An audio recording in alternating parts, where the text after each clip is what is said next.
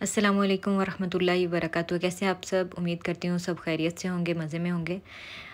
बहुत प्यारी सी वीडियो लेके आई हूँ, लेकिन बहुत इस दफ़ा फिर काफ़ी लेट हो गया। लेकिन इंतज़ार इस दफ़ा जो आपने किया है ना, होपफुली आप लोगों को ये बहुत फिर भी कि आप कहेंगे कि ये वर्थ वेटिंग है। Thank you so much wait करने के लिए भी। पूरे from start to end clock की वीडियो लेके आई हूँ आप लोगों के लिए, जिसमें मैंने एक एक चीज़ कवर करने की कोशिश की है। होपफुली आप लोग इसको पसंद करेंगे। सबसे पहले MDF बोर्ड लिया। ये मैंने लिया था वुड लॉग के नाम से, पेज है इंस्टाग्राम पे, उनसे उनके पास अक्सर सेल्स होती हैं, तो बहुत रीज़नेबल प्राइसेस में आप MDF भी ले सकते हैं या वुडन लॉग्स भी उनसे ले सकते हैं। बहुत खूबसूरत, बहुत अच्छी फिनिशिंग के साथ वो भेजते हैं। मैंने एक और वुड लॉग भी टेबल के लिए ऑर्डर किया हुआ है, वो भी इंशाल्लाह जल्दी बना के वो मैं इंशाल्लाह अपलोड कर दूँगी। ये जो है MDF बोर्ड था, जिसके पीछे हुक लगा हुआ है, सारी फिनिशिंग हुई हुई है। बस ये थी कि इसको प्राइम करना था, क्योंकि मैंने इस पे रेजिन वर्क करना था। ठीक है, रेजिन वर्क मैंने इस पे कौन सी टेक्निक की थी, डर्टी पोर उसको कहते हैं। मैंने वो वाली टेक्निक इस पे यूज़ की है। ठीक है, ये आप देख रहे होंगे कि मैं उसकी सारी साइड्स MDF की बहुत अच्छे से प्राइम कर रही हूँ और अच्छी खासी मोटी लेयर लगा रही हूँ। आप इसको 1 बाय 1 करके भी डबल लेयर भी कर सकते हैं। ठीक है, बैक साइड पे मैंने इसको टेपिंग कर ली थी, वो मैं रिकॉर्ड नहीं कर सकी, बहुत मुश्किल से हुई थी, इसलिए स्पीड आप देख सकते होंगे। पहले ही बहुत लंबी वीडियो असल में हो गई, तो इस वजह से मुझे स्पीड ज़्यादा रखना पड़ी, लेकिन फिर भी मैंने कोशिश किया कि एक एक चीज़ कवर कर लूँ।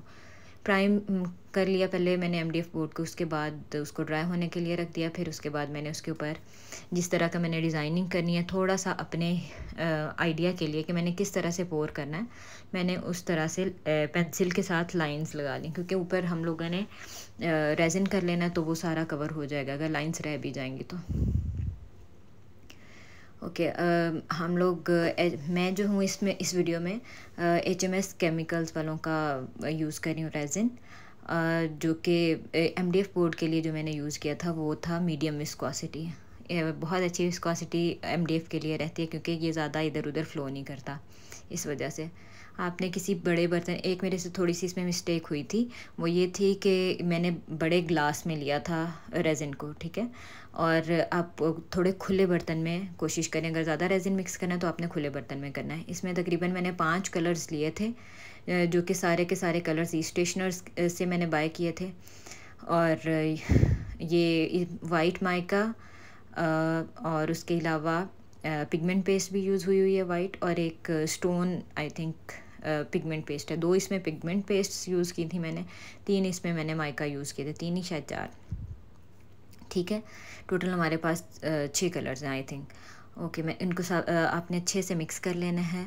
बबल्स इसमें रह भी जाएंगे तो कोई मसला नहीं, लेकिन मिक्सिंग बहुत अच्छे से होनी चाहिए, क्योंकि जब हम इसको उसके ऊपर सरफेस के ऊपर डाल देंगे तो खुद ही बहुत अच्छे से सारे बबल्स ऊपर आ जाएंगे, क्योंकि थिन लेयर होती है।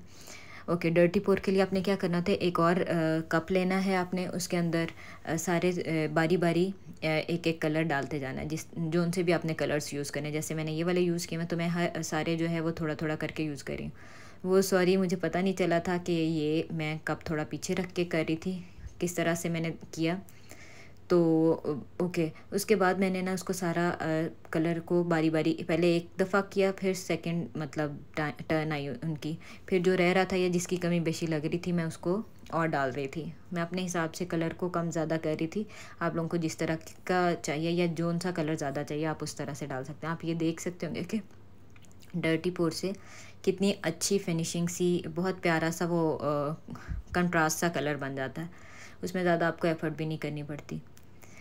पोरिंग आप देख रहे हैं कि मैं किस तरह से कर रही हूँ। आपने अपने हिसाब से करनी है, जिस तरह का आपके माइंड में डिज़ाइन होगा, क्योंकि बोर्ड को देख के ऑब्वियसली बंदे के माइंड में, जो आर्टिस्ट होता है ना, उसके माइंड में बहुत सारी चीज़ें चलना शुरू हो जाती हैं कि अच्छा इस पर ये भी हो सकता है, वो भी हो सकता है। तो मैंने यही किया था कि मेरे माइंड में इसको देख के बहुत सारे आइडियाज़ आ रहे थे। जब बन रहा होता है ना तो वो तब और होता है, तो तब आप उसी हिसाब से कर लेते हैं, जिस तरह से भी आपको लग रहा होता है कि नहीं यार ये अच्छा लगेगा, आप उस तरह से कर लेते हैं। अब जो है, पहले वो डर्टी पोर वाला मैंने कर दिया, जो मैंने मिक्सिंग सेपरेट ये रेड वाले उसमें कप में की थी। उसके बाद वो पेपर कप है एक्चुअली, उसकी जो है फ्रंट से मैंने उसको थोड़ा दबा के उसकी जैसे नोक सी बना के उसके बाद मैंने उसकी पोरिंग की। तो इससे ये होता है कि बहुत फैलता नहीं है या एकदम से ज़्यादा नहीं गिर जाता, आपके हाथ में कंट्रोल होता है कोई भी पोरिंग करते वक्त। ठीक है, उसके बाद ये आप देख रहे होंगे कि जहाँ जहाँ जगह रह रही थी वहाँ पे मैं डिफरेंट कलर्स दूसरे डाल रही थी। यहाँ पे आके मुझे समझ आ गई थी कि रेज़िन बहुत जल्दी क्योर होना शुरू हो गया था इस टाइम पे। तो मुझे फिर जल्दी जल्दी सारे काम करने थे। आपने कोशिश करनी है कि जब भी ये इस तरह का कोई काम करना है, साथ एक्स्ट्रा मोल्ड ज़रूर रखिएगा। जैसे आपको लगे कि ये रेज़िन क्योर हो रहा है, आपने फटाफट आपने सारा जो रेज़िन जो है उसके अंदर पोर कर देना है। जैसे अभी मेरा ख़्याल है मैंने वो साइड पे रखा हुआ, थोड़ा सा शायद आप लोगों को समझ आ सके, तो वो मैंने उसके अंदर पोर कर दिया था। लेकिन ये जो डर्टी ये देखें, मैं वो ट्रिंकेट ट्रे थी उसके अंदर मैंने पोर कर दिया था जो क्योर हो रहे थे। ये जो पेपर कप वाला था जिसमें मैंने डर्टी पोर के लिए वो किया हुआ था, वो सारे का सारा क्योर प्रॉपर हो चुका हुआ था, इसलिए मैं वो उसको कर ही नहीं सकी कि मेरा अच्छा खासा रेज़िन ज़ाया हो गया। लेकिन शुक्र अल्हम्दुलिल्लाह कि मेरा ये पूरे आर्टिकल पे एक दफ़ा से बहुत अच्छी खासी जितना भी रेज़िन उस पर यूज़ होना था वो हो गया। मुझे इसके लिए आइडिया नहीं था, तो मैंने इसके लिए 400 ग्राम्स मैंने लिया था रेज़िन, जो कि बहुत ज़्यादा था। तो इस वजह से आपने कोशिश करनी है कि जितना भी आप अपने हिसाब से करें, तो आपने ना उसके लिए सेपरेट अच्छा खासा बड़े वाला मोल्ड भी और छोटे वाला मोल्ड भी लाजमी रखना है। ये क्योर होने के बाद इसकी ये फिनिशिंग रही। ये अभी फ़र्स्ट लेयर है। आप चाहें अगर किसी का ऑर्डर है तो आपका कस्टमर की अगर ये इस तरह की डिमांड है कि उसको पैसे कम बचाने हैं, तो आप उसके ऊपर टॉप कोट ना करें, फिनिशिंग फिर भी अच्छी रहेगी। लेकिन क्योंकि वीडियोस में उतना अच्छा नहीं आती, लेकिन फिर भी वो अच्छा लग रहा होता है प्रोडक्ट जो होता है। लेकिन अगर आपको बजट का आपके कस्टमर को इशू नहीं है, तो आपने क्या करना है कि इसके ऊपर टॉप कोट बहुत ज़रूर करना है, उससे फिनिशिंग बहुत अच्छी आ जाती है। ये जो है अब इसके ऊपर मैंने ये नंबर्स मैंने लिए थे पास ही अपने लोकल शॉप से, जो जहाँ पे वॉचेस होती हैं, ये क्लॉक्स होते हैं, वहाँ से मिल जाएंगे आपको किसी भी तरह के नंबर्स। ओके, उसके बाद जो है ये इसकी साइड पे एक साइड पे मैंने ना उसका जैसे रेज़िन को गिरने दिया था, दूसरी साइड पे नहीं गिरने दिया था। वहाँ पे मैंने क्या किया कि ये गोल्डन कलर जो है, क्योंकि इसके ऊपर अभी मैंने स्टोन्स भी लगाने, तो वो मैंने एक साइड पे कर दिया था प्रॉपर सारी उसकी उसमें। ये मैंने गोल्डन कलर लिया था मीम नोन से, ये gold leaf liquid gold leaf है, ठीक है। ओके, अब इसकी टॉप कोट की बारी आती है। मैंने ये नंबर्स जो हैं इसके ऊपर पहले से गम्स के साथ लगा दिए हुए थे।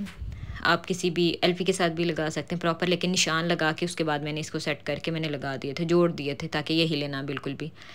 अब इसको मैं पहले साफ़ कर रही हूँ अल्कोहल स्वैब से, ताकि इसके ऊपर हल्का सा भी कोई डस्ट पार्टिकल रह गया हो तो वो अच्छे से रिमूव हो जाए। डस्ट पार्टिकल रिमूव करने के बाद मैंने HMS केमिकल्स वालों का लो विस्कोसिटी रेज़िन लिया था टॉप कोट करने के लिए। ये मैंने क्रश ग्लास लिए थे, भूल गई सॉरी, कोशिश करूँगी डिस्क्रिप्शन में मैं लगा दूँ। रुखसार्स वर्क के नाम से पेज है इंस्टाग्राम पे, मैंने उनसे बाय किए थे। ये बहुत अच्छे थे, बहुत बारीक थे, आप जिस तरह का भी इससे डिज़ाइन बनाना चाहें बन सकता था। वो मैंने लिए थे। डिज़ाइन मैंने पहले असल में बना के देख लिया था कि मैंने किस किस तरह से लगाना है और मुझे कितनी क्वांटिटी चाहिए, तो फिर मैंने सिर्फ उतना रखा। उसके बाद उसमें हल्का सा रेज़िन लगा के उसको मिक्स करके, ये रेज़िन इसमें हल्का सा लगा हुआ था। उसके बाद मैंने इसके ऊपर अब लगाए हैं ये क्रश ग्लास जो हैं, तो ये इससे ये होगा कि ये गिरेगा नहीं कहीं से भी। ऊपर से डालते तो ये बहुत बारीक था, ये हिल भी सकते थे, तो इस वजह से फिर भी बाद में हिले थे। मुझे बाद में फिर भी सेट करना पड़ा था टॉप कोट करने के बाद, मतलब जैसे कर दिया था साथ ही फिर मुझे उसको सेट करना पड़ा था। लेकिन अब अगर आप आहिस्ता काम कर सकती हैं तो आप कर लें, ठीक है। मुझे बहुत सारे और काम भी साथ करने थे, तो इस वजह से मुझे थोड़ा जल्दी करना पड़ी इसके आर्टिकल के लिए। आपने जिस तरह की भी डिज़ाइनिंग बनानी है, क्रश ग्लास ऊपर जिस तरह से भी लगाने हैं उसको, आपने उसको अच्छे से सेट कर लेना। ये देखें आप इस तरह से ऊपर भी उसके स्टोन्स के ऊपर, या स्टोन्स या ये जो क्रश ग्लास होता है, आप इसके ऊपर भी इस तरह से रेज़िन लगा सकते हैं। उसके अलावा आप उनमें सेपरेट से मिक्स करके भी आप उन्हें क्रश ग्लास को लगा सकते हैं। जब आप टॉप कोट कर रहे हो तो आपने मेक श्योर करना है कि कोई भी हिस्सा जो है आपके आर्टिकल का रह ना जाए। उससे ये होता है कि आपको फिर से दोबारा टॉप कोट करना पड़ता है।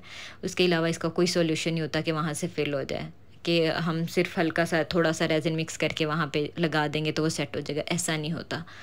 अगर आप इस तरह से करने की कोशिश करेंगी भी तो उससे ये होता है कि वहाँ पे सेपरेट से या तो बम्प नज़र आएगा या उससे थोड़ा लो लेवल पे रह जाएगा। इस तरह से टॉप कोट प्रॉपर पूरा करने से ये होता है कि आपका रेज़िन जो है कहीं पे भी कोई जगह नहीं इस तरह से रहती और एक प्रॉपर एक ही सरफेस नज़र आती है। ओके, अगर आप लोगों का कोई क्वेश्चन हो यहाँ तक या आगे भी तो मुझे कमेंट सेक्शन में बता दीजिएगा। इंस्टाग्राम पे भी बता सकते हैं, मुझे मैसेज कर दीजिएगा, इंशाल्लाह मैं आप लोगों को रिप्लाई कर दूँगी। कमेंट सेक्शन में भी अगर पूछेंगे तो मैं इंशाल्लाह रिप्लाई कर दूँगी। अच्छा जी, फिनिश ये टॉप कोट मैंने तकरीबन कर लिया, उसके ऊपर डाल दिया रेज़िन। अब मैं क्या कर रही हूँ कि जहाँ मुझे लग रहा है कि वहाँ पे मैं ये जल्दी से ये स्टिक के साथ मैं नहीं कर पा रही, फिर मैंने वहाँ से हाथ से भी किया ताकि जल्दी भी हो जाए, ताकि रेज़िन क्योर ना हो। इससे पहले कि क्योर हो तो मैं जल्दी से मेरा सारा प्रोडक्ट जो है अच्छी एक ही सरफेस उसकी फिनिशिंग हो जाए।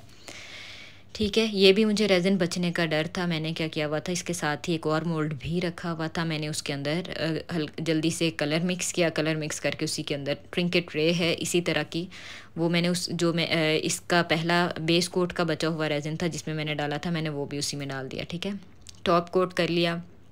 सॉरी मैं उसको रिकॉर्ड नहीं तब कर सकी। और ओके, बहुत अच्छी उसकी फिनिशिंग आई थी, बहुत स्मूथ थी। उसके बाद ये टेपिंग को किस तरह से उतारना होता है, ये आपने, क्योंकि ये ड्रिप्स लाजमी हो जाती हैं, मोस्टली हो जाती हैं इस तरह के आर्टिकल्स में जो बड़े आर्टिकल्स हों, और जब स्टार्ट हो आपका तो जैसे ये मेरा इतना बड़ा आर्टिकल मेरा फ़र्स्ट टाइम मैं बना रही थी तो शुक्र है इतना ज़्यादा नहीं हुआ, लेकिन हुआ, ड्रिपिंग हुई थी। आपने क्या करना है, टेप को रिमूव करने के लिए एक हीट गन लेनी है और ये स्क्रैपर लेना, स्क्रैपर ले लें या छुरी भी ले सकते हैं या कोई भी इस तरह का कोई कुछ ले सकते हैं, बहुत इजीली फिर रिमूव हो जाता है। हल्की सी आपने पहले हीट देनी है, हीट गन से हीट देनी है, उसके बाद आपने स्क्रैपर से उसको स्क्रैप करते जाना है। कोशिश करें कि आप इसको टेप को वैसे ना रिमूव करें, खुद ही इससे खींचिएगा ना, वरना ड्रिप रह जाता है, वहाँ से टेप भी रह जाती है और टेप बाकी फट जाती है। ये क्योंकि पेपर टेप है। ये देख रहे होंगे कि मैंने उसको अच्छे से पहले गर्म कर दिया वह रेज़िन को। जब आप रेज़िन को हीट अच्छी खासी दे देते हैं ना, उसके बाद ये होता है कि वो बहुत सॉफ्ट हो जाता है। वो जितना भी हार्ड हुआ हुआ पहले से प्रॉपर क्योर हुआ हुआ अभी हो, तो अगर उसको हीट देते हैं वो किसी भी उसमें मोल्ड हो सकता है, टूट भी सकता है, कट कर सकते हैं उसको मीन्स। तो यही मैंने किया था कि ये स्क्रैपर की मदद से मैंने उसको पीछे से ये स्क्रैप किया उसकी सरफेस के अकॉर्डिंग, एमडीएफ की सरफेस के अकॉर्डिंग। आप देख रहे होंगे कि एमडीएफ की फ़िनिशिंग कितनी अच्छी है। मुझे एमडीएफ की फ़िनिशिंग बहुत अच्छी लगी, इसकी थिकनेस बहुत अच्छी थी। बहुत इम्प्रेस हूँ भाई मैं, बहुत अच्छा इनका काम है माशाल्लाह। आप लोग इन्हें ज़रूर विज़िट करिएगा। एमडीएफ या कोई भी लॉग वगैरह आपको चाहिए हो तो आप इनसे ज़रूर कांटेक्ट करिएगा। इनके पेज पे अक्सर ही सेल होती है, आई थिंक फ्राइडे की या इसी तरह से कभी ना जल्दी ही लगा देते हैं ये लोग सेल्स, तो आप लोग उससे फ़ायदा उठा सकते हैं और रीज़नेबल प्राइसेस में आप एमडीएफ्स या कुछ भी ले सकते हैं। लॉग टेबल्स वगैरह या पेन्स भी होती हैं उनकी, तो आप वो भी ले सकते हैं। इस एमडीएफ के पीछे आप देख सकते हैं इसकी हुक भी बहुत अच्छी लगी हुई है, हाई क्वालिटी की लगी हुई है। और क्लॉक मैकेनिज़्म को लगाने के लिए वहाँ अच्छी प्रॉपर स्पेस बनाई हुई है और अंदर होल भी था ये, लेकिन ना होल इस तरह होता है कि जब आप रेजिन का काम करते हैं वो अक्सर ड्रिपिंग होती है वहाँ से भी, मैंने इसलिए वहाँ पे भी टेप लगाई हुई है। अब मैं अभी जब उसको स्क्रैप करूँगी तो आप देख रहे होंगे कि वहाँ पे ड्रिपिंग हुई हुई थी। इसका टेप का फ़ायदा हो गया कि मतलब वहाँ से बचत हो गई। लेकिन इसका और ऑप्शन भी होता है क्योंकि अंदर से होल थोड़ा तंग हो जाता है, जिसकी वजह से मशीन उसके अंदर फिट नहीं हो रही होती। उसके लिए हमने क्या करना है वो भी अभी मैंने, शुक्र है कि वो भी रिकॉर्ड कर लिया ताकि आप लोगों को पता चल सके। बहुत सारी छोटी छोटी बातें होती हैं जो कि हम लोगों को इस तरह से नहीं याद रहती, या जब कर रहे होते हैं काम ख़राब हो जाए तो एकदम हम पैनिक हो जाते हैं। तो ये काम नहीं करना, आपने उसका सॉल्यूशन ढूंढने की कोशिश करना है और हर चीज़ का सॉल्यूशन होता है, कोई भी काम ख़राब नहीं होता। ठीक है, वो इस सेंस में कि आप कोशिश करें, क्योंकि आप आर्टिस्ट हैं तो आप उसको अच्छे तरीके से उसको सॉल्व कर लें, जो कि कभी आपको क्या किसी और को भी ना लगे कि कभी भी आपकी इस आर्टिकल पे कोई भी प्रॉब्लम हुई थी।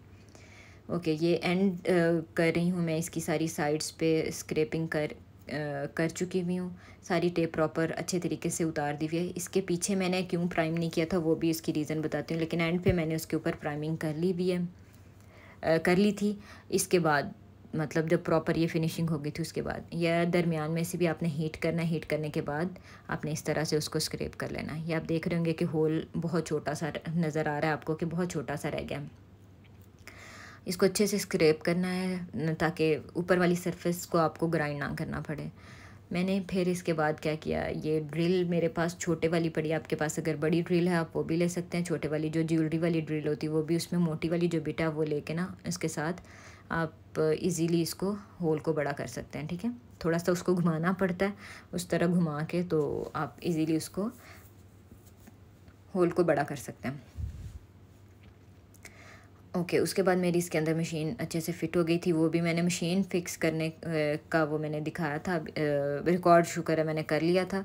लेकिन जो है उसकी नीडल्स जो हैं वो मुझे याद नहीं रहा कि मैं उसको किस तरह से रिकॉर्ड करूं, तो वो मैंने वैसे ही ऑफ कैमरा मैंने कर लिया था काम अपना कंप्लीट। ये आप देख रहे होंगे इसमें अच्छे से फ़िक्स हो गई है ये मशीन। उसके बाद इसके साथ एक मशीन के साथ एक ये आता है वॉशल टाइप, और उसके अलावा ये एक पेच जो होता है ना उसके ऊपर लगाने के लिए, ताकि वो प्रॉपर फिक्स हो जाए। ये दोनों वो वॉशल लाजमी लगाइएगा, वो इसलिए क्योंकि जब भी आपने इसको खोलना होता है या कुछ भी करना होता है तो वो उसके ऊपर निशान रह जाते हैं, इसलिए वॉशल लगाएंगे तो वो जगह सेफ़ रह जाती है। ये हो गया, हमारी कंप्लीट हो गई क्लॉक। ये आप देख सकते हैं कि बहुत अच्छे से ये वर्क भी कर रही है अल्हम्दुलिल्लाह। तकरीबन मैंने इसको कोई 1.5 दिन 2-3 दिन से ये चल रही थी, और इसकी फिनिशिंग और इसका रिज़ल्ट आप चेक कर सकते हैं। टॉप कोट भी जब आपने करने कोशिश करनी है आपकी साइड्स बहुत अच्छे से कवर हो सकें। कोशिश करें मेरी वीडियोस को, अगर मेरी वीडियोस आप लोगों को पसंद आती हैं तो लाइक करें, सब्सक्राइब करें और शेयर करें। जितना ज़्यादा शेयर करेंगे उतना मेरे लिए भी अच्छा है। Thank you so much. और आप लोगों के लिए भी, क्योंकि 500 फॉलोअर्स के बाद इंशाल्लाह मैं गिव अवे करूँगी एक बहुत अच्छा ज़बरदस्त सा। और ये नंबर्स जो थे असल में ये ग्लो करते हैं रात में, ये जैसे कि मैंने थोड़ा सा शुक्र है रिकॉर्ड कर लिया। Thank you so much for watching. अल्लाह हाफिज़।